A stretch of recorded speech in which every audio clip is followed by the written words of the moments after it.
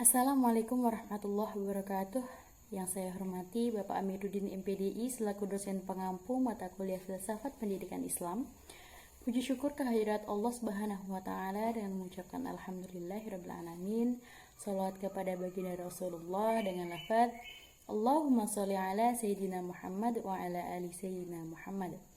Baiklah, saya Isnandar Widyastuti dari Prodi 4 PB1 akan sedikit menjelaskan mengenai hakikat evaluasi dan pengembangan dalam perspektif pendidikan Islam. Pertama yang akan kita bahas adalah tentang pengertian. Menurut bahasa, kata evaluasi berasal dari bahasa Inggris yaitu evaluation yang berarti penilaian atau penafsiran. Hakikat evaluasi adalah pengukuran dan penilaian yang berlaku bagi semua unsur pendidikan. Evaluasi bukan hanya untuk anak didik, melainkan untuk lembaga pendidikan, para pendidik, kurikulum, tujuan pendidikan, serta visi misi yang direncanakan oleh dunia pendidikan. Pengembangan merupakan suatu usaha yang dilakukan secara sadar, terencana, terarah untuk membuat atau memperbaiki sehingga menjadi produk yang semakin bermanfaat untuk meningkatkan kualitas sebagai upaya untuk menciptakan mutu yang lebih baik. Poin kedua yaitu tujuan evaluasi dan pengembangan. Dalam pendidikan Islam, tujuan evaluasi ditekankan pada penguasaan sikap, keterampilan, dan pengetahuan serta pemahaman yang berorientasi pada pencapaian al-insan al-kamil. Nah, penekanan ini bertujuan untuk mengetahui kemampuan peserta didik yang secara garis besar meliputi 4 hal, yaitu yang pertama sikap dan pengalaman terhadap hubungan pribadinya dengan Tuhannya. Yang kedua, sikap dan pengalaman terhadap arti hubungan dirinya dengan masyarakat.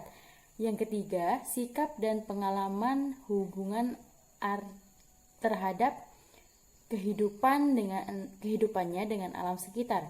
Yang keempat, sikap dan pandangan terhadap dirinya sendiri selaku hamba Allah sebagai khalifah di bumi. Poin ketiga, macam-macam evaluasi dalam pendidikan Islam. Macam-macam evaluasi dalam pendidikan Islam yaitu tes tertulis, tes lisan, dan perbuatan. Poin keempat, syarat dan prinsip evaluasi dalam perspektif pendidikan Islam. Kegiatan evaluasi harus memiliki syarat-syarat agar evaluasi tersebut dapat diakui kesahihannya ataupun kebenarannya, dan harus pula memiliki prinsip-prinsip agar hasil evaluasi tersebut dapat mencerminkan keadaan yang sesungguhnya dan dapat memuaskan para peserta didik yang menjadi sasaran dari evaluasi tersebut.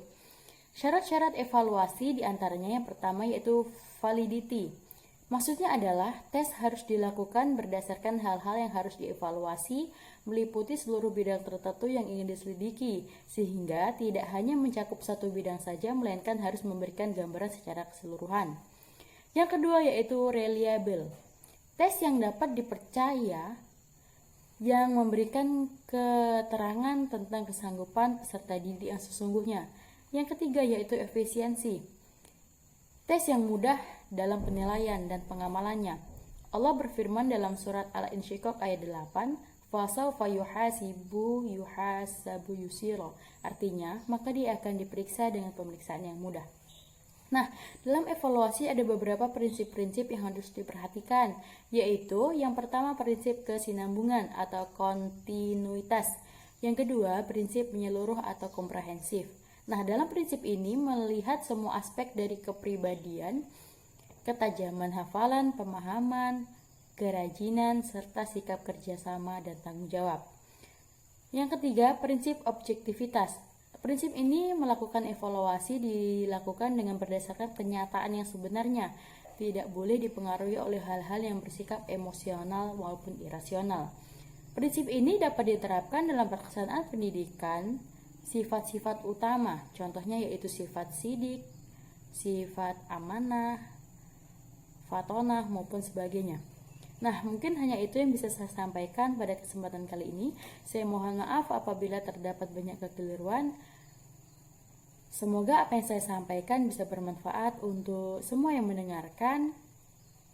Saya akhiri, wabillahi taufiq wal hidayah. Assalamualaikum warahmatullahi wabarakatuh.